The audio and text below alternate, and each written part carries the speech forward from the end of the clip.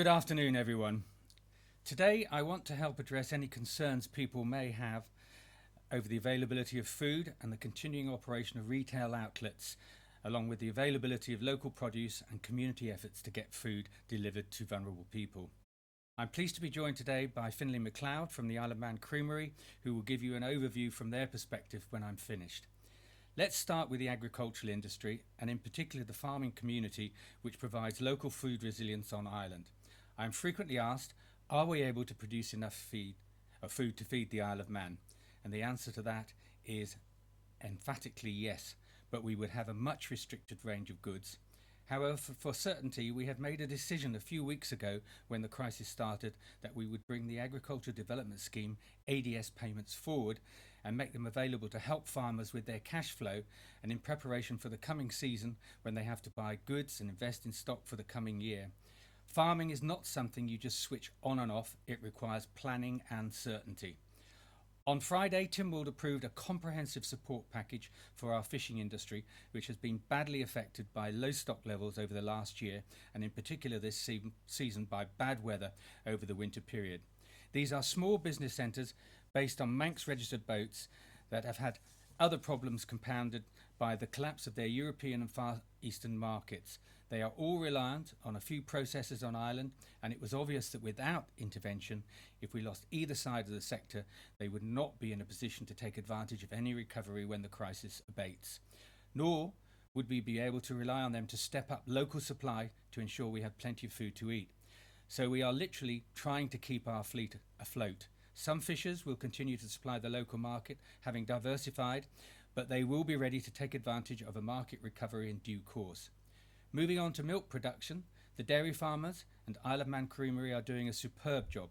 The creamery have, over the last few weeks, added a further 1,200 customers, and I hear more today, to whom they are now delivering. With restrictions on access and people in self-isolation, this is a lifeline. The creamery informs us that they have good resilience plans in place, and in the event of up to 80% of their staff being unavailable, they will still be able to supply milk. This is highly unlikely, but very reassuring. Smaller producers have also upped their production and ramped up capacity to deliver to some in the community who have been unable to get out and have combined other products such as delivering groceries along with milk. The meat plant continues to produce more meat than we consume on Ireland. If ever there was a time to eat local lamb, beef and pork, now is it, as export opportunities reduce. This will ensure business continuity. Our Laxey Glen flour mill has been working flat out to keep the bakeries and local shops supplied with flour, and I'm pleased to report that there is plenty of bread on the island. I now move on to food retailers. That includes our supermarket chains, small independents and restaurant and takeaway facilities. Unfortunately, due to the emergency measures, restaurants and such like are no longer able to open for in-house dining. But we have relaxed the regulations to allow them to repurpose and sell takeaway food. Some are delivering, and whilst this will not replace their mainstream income, it may be a lifesaver both to their businesses and some members of the community who are in isolation and unable to go out. The logistics chain is working well, and Finlay will talk about this later. We are getting reliable food supplies from the UK, and the steam packet continues to make 2 sailings a day to ensure that fresh produce is reliably and consistently available. Fortunately, the panic buying that we saw a few weeks ago has subsided, and there is plenty of food and non-food products available in all our retail outlets. There are some delays due to the very sensible and practical social distancing measures that have been introduced, and I thank people for their patience in this respect. I would also implore people to shop sensibly. If we all do our bit, there is more than enough for everyone. For those that don't want to queue, I am told that early afternoon has often been much quieter and food stocks remain good. Smaller retailers, and in particular farms, who sell direct to the public are stepping in to fill the gaps created by extra demand on delivery services. I would advise anyone in isolation who is having difficulty with deliveries to search Isle of Man food and drink produce deliveries, which is an up-to-date list of all those we know about. There is also an email link to let us know about any service we have missed. Alternatively, contact our department on 685 835 and we will endeavour to point people in the right direction. I'm very pleased to say that there are a number of community groups now operating around the island who are making deliveries to vulnerable people, working alongside the many neighbours, family and friends who are all doing a great job supporting those in self-isolation. We have a number of other functions within DEFRA, that's my department, all of which are being carried out in the main remotely. Our planning department continues to function, and we are working on measures for the planning committee to operate without face-to-face contact. And I can also announce and reaffirm the building regulation fees increase will now be delayed until at least September. As alluded to earlier, planning restrictions and licensing restrictions have been relaxed to allow businesses to repurpose and provide takeaway service without fear of enforcement proceedings. Our environmental health team continue to support colleagues in other departments, particularly the health service, who have food queries, so we are able to continue to feed the nation. Alongside that, they are providing support to the contact tracing service. As DEFRA Minister, I am proud of how our island has come together and displayed great strength and community spirit. I would like to use this opportunity of thanking all food producers and retailers for what they are doing. And finally, a great thank to you, our Manx residents, for buying local and supporting these businesses. Please continue to do this when the crisis has passed, which it will. Thank you. I will now pass over to Finlay and take questions later.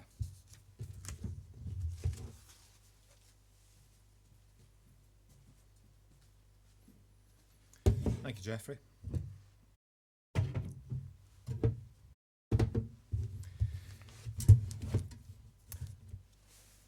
I'd just like to support what Geoffrey was saying there about the no need to panic buy. We have planned for various scenarios at the creamery, even losing 10% of our staff at any one time, 20%, 50%, and even 80%. And under all of those scenarios, we will still be able to supply the island with fresh Manx milk. So no need to panic buy with that situation at all. But I think the whole situation certainly does show the value of having a local produce supply that is safe, traceable and resilient, as well as being fresh. We've faced some major challenges as a business over the last few weeks, and I'd just like to chat through some of them at the moment. We have had an unprecedented number of calls into the creamery, and some from a lot from existing customers, changing their orders, adding to the number of products that they're buying from us. But we've also been inundated by requests from new customers, and our customer base in the last 2 weeks has grown from about 5,800 customers to well over 7,000 customers in the space of a couple of weeks. Now it takes about 10 or 15 minutes to onboard each new customer by the time we've got their direct debit details, the name, the address, email address for e-billing, and all the details for deliveries. So you can imagine the amount of work that loading on 12 to 1,500 new customers has taken. So at times we've had to close business to new customers, but we have always been focused and open to what we would call the vulnerable customers, so people over 70 years old and the people who are actually ill at this time. So I would say to the rest of our customers, please be patient with us if you can't get through straight away. But we will be opening up new services in the very, very near future. For example, tomorrow we're actually starting a new daytime route, and that's going to be around Farm Hill, Saddleston, Lakeside, and some parts of Douglas. And that will be run in the daytime, which is unusual for us. We tend to operate during the night so that people have their milk on the doorstep in the morning. But we are, for the sake of getting the service delivered to new people on a temporary basis, we're going to be running some rounds during the day. At a later date, we will actually then switch all of those customers back into our evening rounds. but initially those will be daytime rounds. On Friday, we opened up to new customers again for a period of 3 hours, and we managed to load another 400 customers in that period of time to the milk rounds delivery service. And those deliveries will start on the 27th of April. There'll be a combination of daytime deliveries and evening deliveries. So we will inform every customer of when they're going to be getting their milk on those services. We've had to make a very high level of investment over the last couple of weeks in terms of people and some vehicles as well. We've recruited 5 new people in our customer service team. We've recruited 6 new drivers, and we're actually looking for another 4 drivers at the moment. So this is a significant investment for what is a farmer-owned cooperative, and so we're very hopeful that people who have started to get their milk delivered will continue to use the service after the current situation is over. Because, as I said, we've made a significant investment over this time to serve the Manx community, because we see doorstep deliveries as a key part of people following the government advice to stay home as much as possible and allow people to deliver milk and produce to them. As a business, we also have some large challenges off the island as well. Some of our customers are in a very difficult position, the likes of Emirates Airlines. We had quite a large contract with them, and as you can imagine, with the planes all grounded at the moment, that business just disappears completely. So that it's not all great news that we're getting lots of new customers. This pandemic is having some pluses and some minuses and some major challenges to our businesses. But I would like to thank some absolutely superb people at the creamery who've done an amazing job over the last couple of weeks. In particular, our drivers, who we have at times we have increased their working day by almost 50% with new customers. So I don't know how many people would find it easy to cope with an extra workload of 50% overnight, but they have really risen to the challenge and worked incredibly hard without complaint. Our customer service people have worked tirelessly. They've done extra hours to load new customers onto the system. Our production guys have been responsive and very flexible in terms of producing extra stock of various products that we know that we're going to be needing, and also the management team at the creamery, who have all, to a man and to a woman, really dug in, worked hard, and made sure that we achieve the very, very best level of service and a consistent quality of product for all of our consumers at this very challenging time. Thank you very much.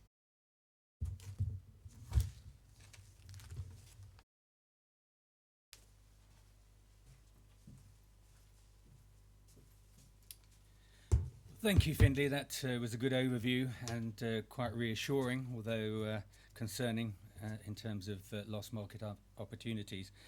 Now, I intend taking questions. We've had a phone call to say that some people missed some figures during my earlier speech.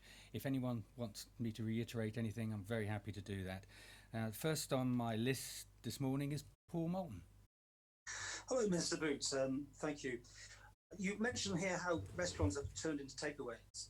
Have they also got to be checked over by you to make sure that they're hitting all the safety angles and hygiene angles?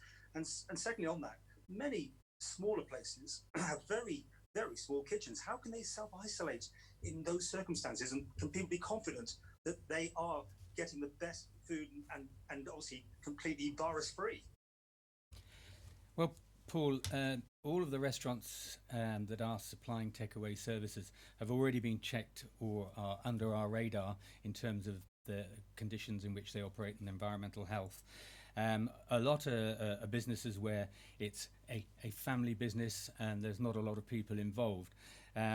Obviously, it's up to the people concerned if they're bringing employees in to ensure that they work within the distancing rules. In terms of the food being safe, they will be operating to the normal standards, and food is generally hot, and that is a good environment to sterilise items that are going out. And people should be careful when they take deliveries. They should wash their hands after unwrapping the food, and be careful generally, and socially distance when food is delivered or when they're actually picking the food up. Finley, please. Sorry? Question for Finley from Alaman Recruitment. Well, can we do that afterwards, Paul? If I do my questions first, and then I'll get Finley on. Otherwise, we're having to. It's been a bit like a magic roundabout here. I'll come back to you the second round then. Right. Manx Radio, Tim. Fastamai, Minister. Hope you're well. Thank you. Yes. Bring banks have closed, amenity sites shut, people obviously being asked to store bottles, which is okay for some if you've got a garage or a shed, but if you're living in a flat, you can't really realistically store. We've had reports of fly tipping coming in. We've had that from beach buddies and the police, and there's been concerns over the dog fowl bins being full and a potential long tail issue. Is this being looked at and monitored? Could it be reversed? We are well aware of the problems that this is causing. For people, as you rightly point out, who've got gardens or garages, it's an easy task of just moving the stuff out. But if you're living in a flat or an apartment, then there can be problems. It is something that's under review. Obviously, the initial lockdown is to try and stop people moving around, and the less excuses they have for moving around and going places means that we get a better idea and we keep the lockdown as best we can. That we'll review that this coming week. We're having a look at it because we're only too aware of fly tipping and storage problems. I think there may be a solution in the pipeline. Thank you. Just on crowds, we've also got plenty of questions from farmers who are saying obviously there's people rambling and going across their land on the public rights of way, touching the gates and everything without gloves on, and they're concerned about the amount and the volume of people, some of whom are getting lost as well, and are then going across land that isn't part of a public right of way. So is that being looked at as well? Well, we have had approaches from some farmers, and there are two sides of the coin. Some farmers think that it's the rights of way should be used. People need to get out and get a bit of exercise and look at our lovely countryside. At the same time, some farmers are concerned, some of the issues that you raised there. I think people social distancing on public footpaths and getting their daily exercise shouldn't cause any problems. There are no human health problems in terms of accessing the countryside. We have kept our glen areas open. We ask people not to drive long distances to go and access these areas, but if you're near an area or near a footpath, then at the moment I see no reason why you shouldn't use it for your daily exercise. Thank you. Oh, sorry, I'm looking at my list. Rob Pritchard. Good afternoon, Minister.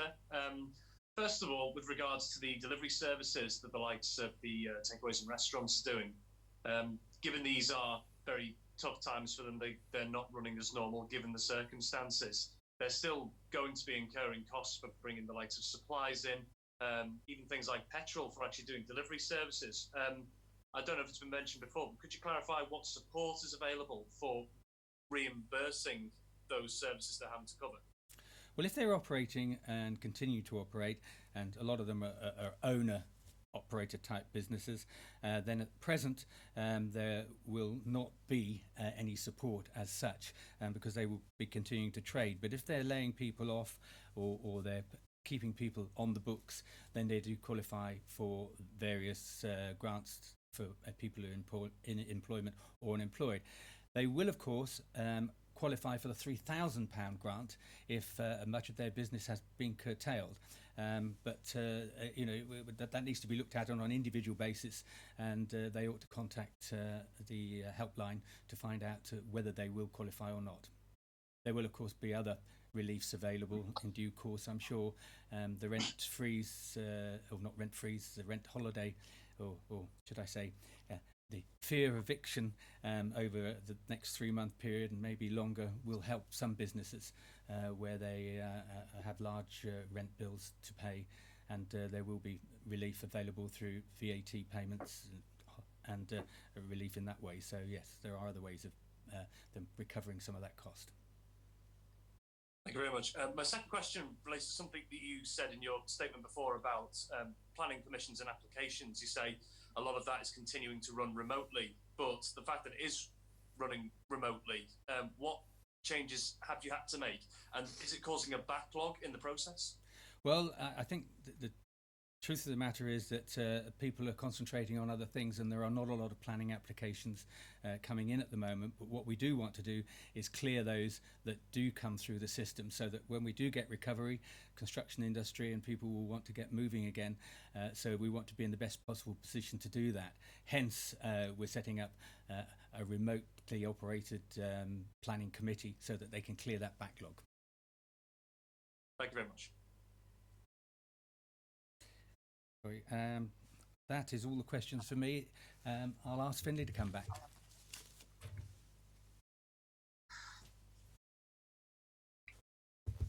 Afternoon, gents. Hello. Hi, Paul. Hello. Can you hear me? Yes. Sorry? Yes, I can. You can hear us. Okay, Yeah. just checking. My question to you is, obviously, it's almost like a TT time for you, I suppose, with the over needing to produce milk. I've been into some local corner shops, and in the afternoon they are out of milk. So clearly, there is more demand than you can meet, or maybe their numbers aren't hitting it. Are you having to transfer your production from cheese to making milk? And the second part is, a lot of people are freezing fresh milk. And I was always told that wasn't to be a good idea. You should get UHT. As a professional, can you give your advice on that, please? Okay, you can certainly freeze milk, and it does the product no harm. When you take it out of the freezer, it's the same rules apply. You should take it within 3-4 days after opening the bottle or the carton. But absolutely no harm to freeze it, and it's a far better product than a UHT product. So you're still going to have the freshness and the nice flavour, nice mouthfeel. In terms of some local shops being out of stock, we have seen an increase in our sales locally of milk, and but we do have plenty of stocks. So if those stores want to order more stock, then we can certainly deliver milk in the afternoons and get that to stores. It is challenging at the moment. Up by? Sorry? Percentage-wise, what's consumption up by here? Because people are presumably drinking more milk or keeping it anyway. It's the overall consumption isn't up greatly because basically what we've lost is almost the entire food service sector. So there's no milk going to coffee shops, restaurants, hotels now. So that, which is quite a significant volume, has disappeared literally overnight. So what we're seeing is people are consuming more at home, and so retail sales maybe 2 weeks ago had quite a spike. I think that was just the beginning of lockdown. People were anticipating the lockdown period, and people were very, very much stocking up quite intensely. And so we did see a large spike through stores the week before last week.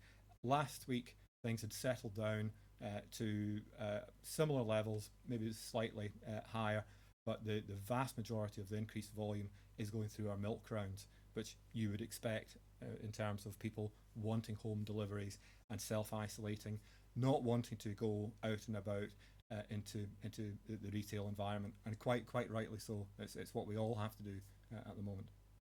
Thank you. You would expect in terms of people wanting home deliveries and self-isolating, not wanting to go out and about. Come on, boys. Retail. We've got some technical problems there.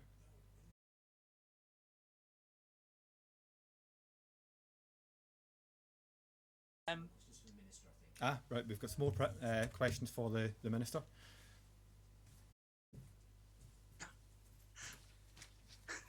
Thank you, Findlay. Yes, someone's got another question for me. I'll ask Yes. one. Oh, sorry. Go on. Sorry. Sorry.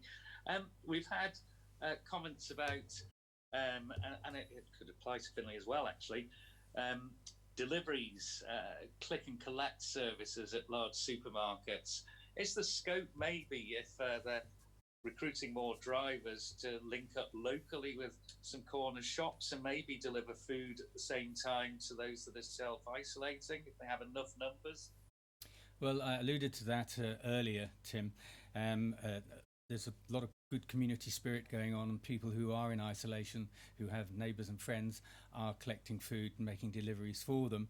But some of our smaller shops and also farm producers have upped their home deliveries, and there are quite a few people out there now doing home deliveries. So at the moment, I don't think there is a problem. I know one large supermarket you probably talking about, Tesco's, have been overwhelmed, I think, to a certain extent by the amount of home deliveries they're having to carry through. But other providers are stepping in. At the moment, I don't think there is a problem. But if there is a problem in the future, we'll have to look at working with other retailers to see whether we can put either voluntary measures or use some government staff to help fill the gaps. And another question, if I may, and then we're done. I was wondering if the creameries would be able to help out. But local lamb, how much is the meat plant able to produce? Because I've heard reports of Welsh lamb and other lamb products being available. Really, we want to be supporting our own at the moment, I would have thought. Well, it is disappointing that some shops are selling imported lamb. At the moment, we have an excess of lamb on the market or coming through the meat plant. The export markets have collapsed in the UK, like on the Isle of Man. Restaurants and pubs, etc., are closing down or closed down, and so demand has gone, and the export markets to France and the continent have dropped away. If ever there's a time to buy local, now is it. Yesterday, I went and did a shop in Peel, and I went to our local butcher and I bought local lamb. And this is what we should be doing, and we should look to the future as well and support our local farmers. Thank you. Anyone else got another question? Yes, please, Minister. And just wondering, because we've had quite a few comments about it, could you just go over the figures regarding cases again, please? I think there's a few out there who may have missed them before.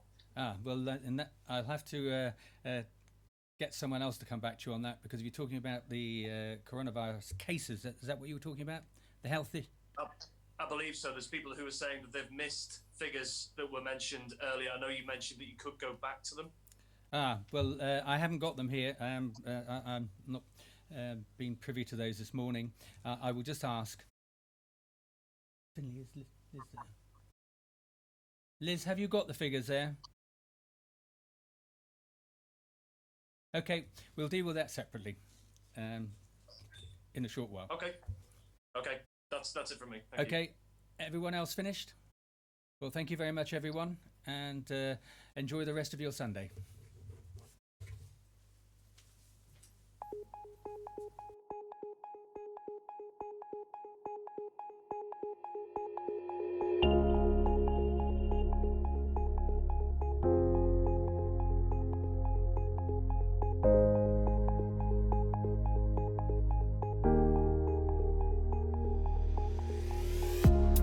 From the first deliveries into Douglas to stocking shelves with essentials. We're providing transport for key workers. We're keeping you informed and delivering services that people rely upon every day.